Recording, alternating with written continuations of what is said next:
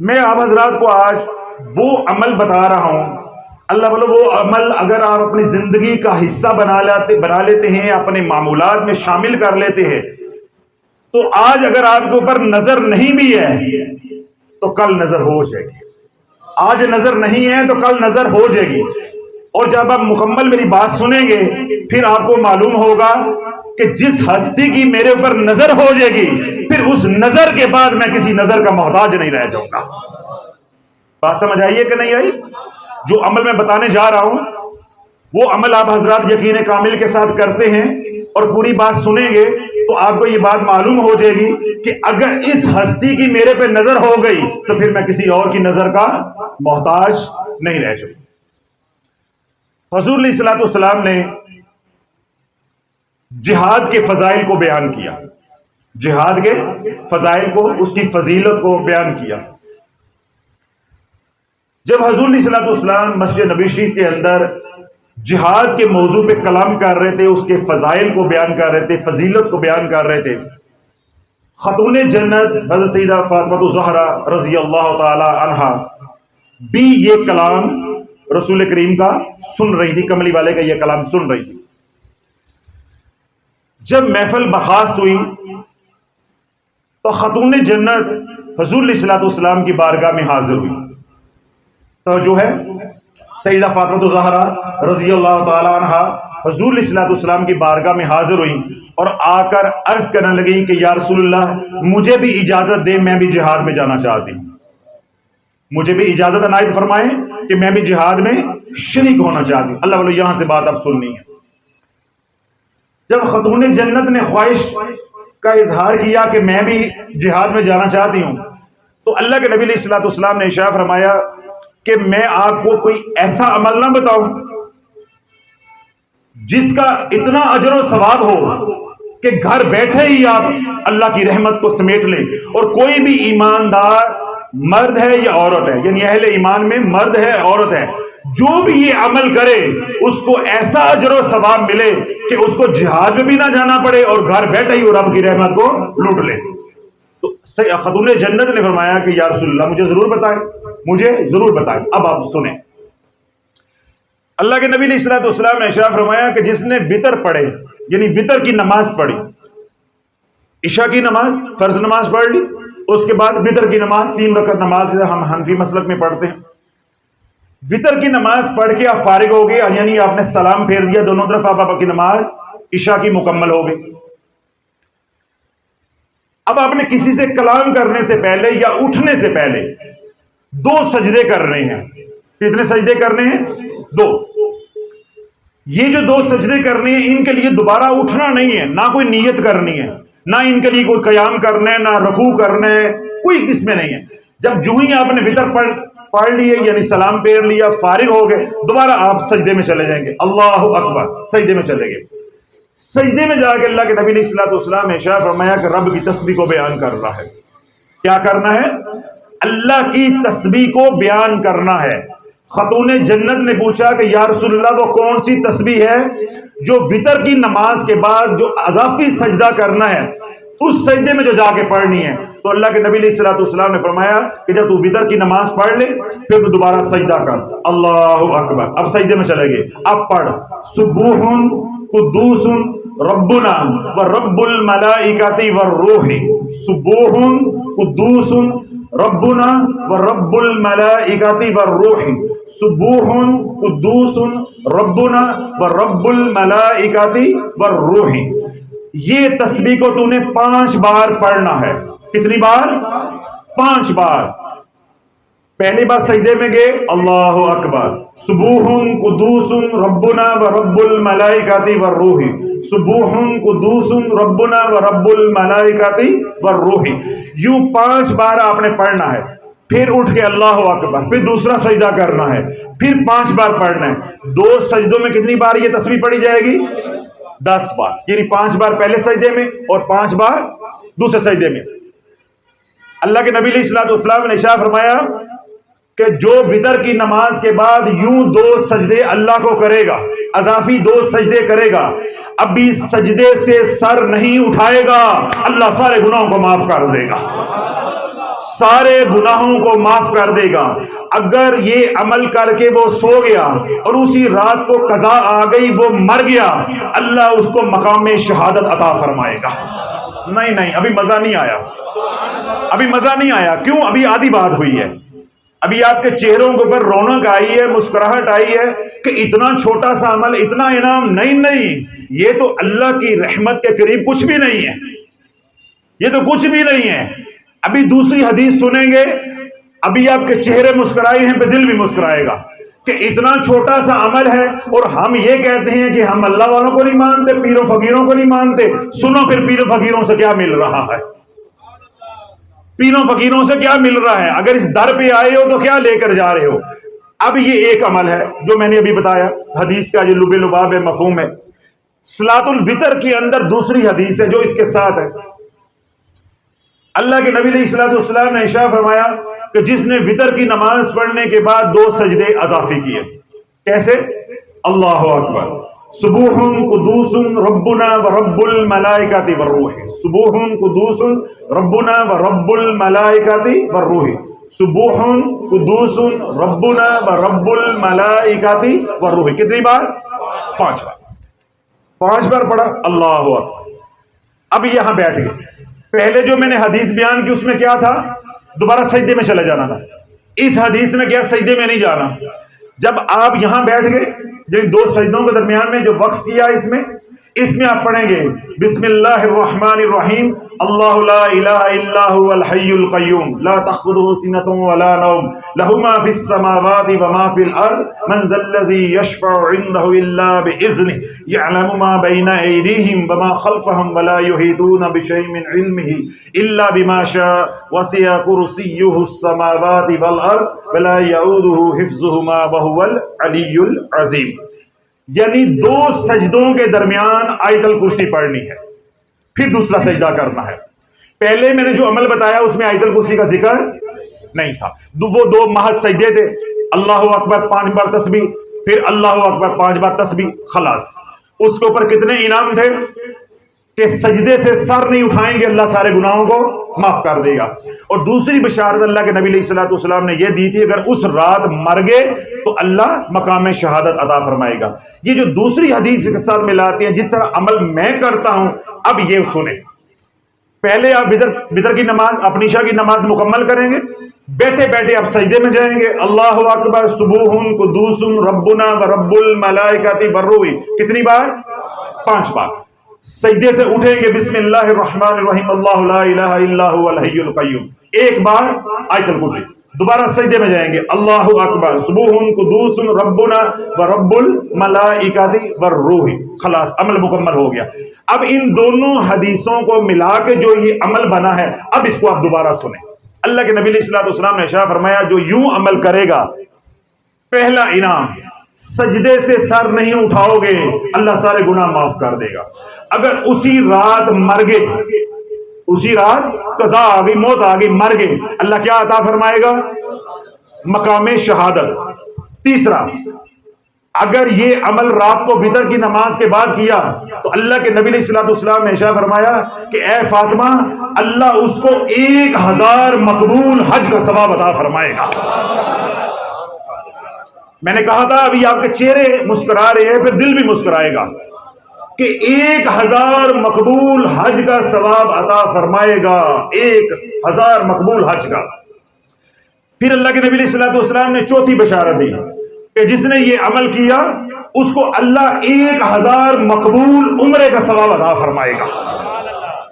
پھر 5ویں بشارت دی کہ اللہ رب العزت 1000 فرشتے اس کے لیے تخلیق کرے گا جو قیامت تک کے لیے اس کا ثواب لکھتے رہیں گے۔ پھر اللہ کے نبی علیہ الصلوۃ والسلام نے ارشاد فرمایا کہ اس کو 400 غلام آزاد کرنے کا ثواب عطا فرمایا جائے گا۔ پھر 7ویں اور آخری بات، وہ جو ہاتھ اٹھا کے اللہ سے مانگے گا، ابھی وہ چہرے پہ ہاتھ نہیں پھیرے گا، اللہ اس کی جھولیوں کو بھر دے گا، اللہ اس کی جھولیوں کو بھر دے گا۔ اب اللہ والو سوال میرا یہ ہے کہ اب تمیز دھاگا کرنا ہے یا یہ عمل کرنا ہے؟ مال والی زندگی کی طرف آنا ہے یا اعمال والی زندگی کی طرف آنا ہے؟ مال والی زندگی کی طرف آنا ہے یا عمل والی زندگی کی طرف آنا ہے. اللہ والو یہ عمل صرف 1 منٹ کا ہے. یہ عمل کتنی دیر کا ہے؟ صرف 1 منٹ کا ہے. اگر آرام سکون کے ساتھ کرے تو 1 منٹ لگے گا. اس 1 منٹ کے عمل کے اوپر آپ کو کیا ملے گا؟ جو میں نے ابھی بتایا کہ اللہ کے نبی علیہ الصلوۃ والسلام نے ارشاد فرمایا جو یہ عمل کرے گا ابھی عمل کر کے اٹھے گا نہیں، سجدے سے سر ابھی اٹھائے گا نہیں، تو اللہ اس کے سارے گناہوں کو معاف کر دے گا. اور اگر وہ اسی رات قضا آ گئی یعنی وہ فوت ہو گیا تو اللہ اس کو مقام شہادت عطا فرمائے گا. پھر تیسری بشارت اللہ کے نبی علیہ الصلوۃ والسلام نے کیا دی کہ اللہ مقبول 1000 حج کا ثواب عطا فرمائے گا. اور چوتھی بشارت کیا دی کہ 1000 مقبول عمرے کا ثواب عطا فرمائے گا. پھر پانچویں بشارت کیا تھی کہ اللہ رب العزت 1000 ملائکہ کو پیدا کرے گا جو قیامت تک کے لیے اس عمل کا ثواب لکھتے رہیں گے. پھر چھٹی بشارت کیا تھی کہ 400 غلام آزاد کرنے کا اللہ ثواب عطا فرمائے گا. پھر ساتویں اور آخری بشارت کیا تھی جو تو مانگے گا تو مانگتے جانا اللہ دیتا جائے گا. اب میں نے دوبارہ عمل دوہرا دیا، اب کوئی اس کے اندر اشکال تو نہیں رہ گیا. یعنی ساتویں اور آخری بشارت کیا ہے؟ تو مانگتے جانا اللہ دیتا جائے گا.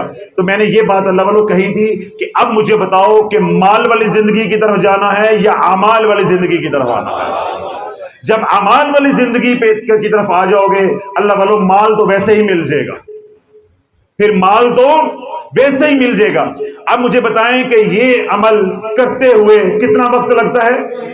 1 منٹ. اگر میں نے کم کہا ہے تب بتاؤ 1 منٹ سے اوپر کا یہ عمل ہے ہی نہیں. اور پھر یہ ایسا عمل ہے کہ یہ چھوٹ نہیں سکتا، اسی کا چھوٹے گا جس کے اوپر بدبختی آ جائے گی. تو بدبختی سب سے بڑی کس پہ آتی ہے؟ جس سے اللہ نماز کی توفیق چھین لیتا ہے. جس کو اللہ کفر کے رستے پہ چلانا کا ارادہ کر لیتا ہے اللہ اسے نماز کی توفیق چھین لیتا ہے، اس کو بے نمازی بنا دیتا ہے. اللہ مال دے دیتا ہے، اولاد دے دیتا ہے، بیوی دے دیتا ہے، گھر دے دیتا ہے، گاڑی دے دیتا ہے، صحت دے دیتا ہے، یہاں تک کہ اللہ بادشاہت بھی دے دیتا ہے، لیکن اللہ نماز کی توفیق نہیں دیتا. وَلَا ذِكْرُ اللَّهِ أَكْبَرُ، یہ اللہ کا سب سے بڑا ذکر ہے. ساری نعمتوں کی ساری نعمتیں اللہ دے دے گا، سارے کاموں کے کرنے کے اللہ توفیق دے دے گا، جس سے اللہ ناراض ہوگا اللہ سجدوں کی توفیق کو سلب کر لے گا، سجدوں کی توفیق کو چھین لے گا.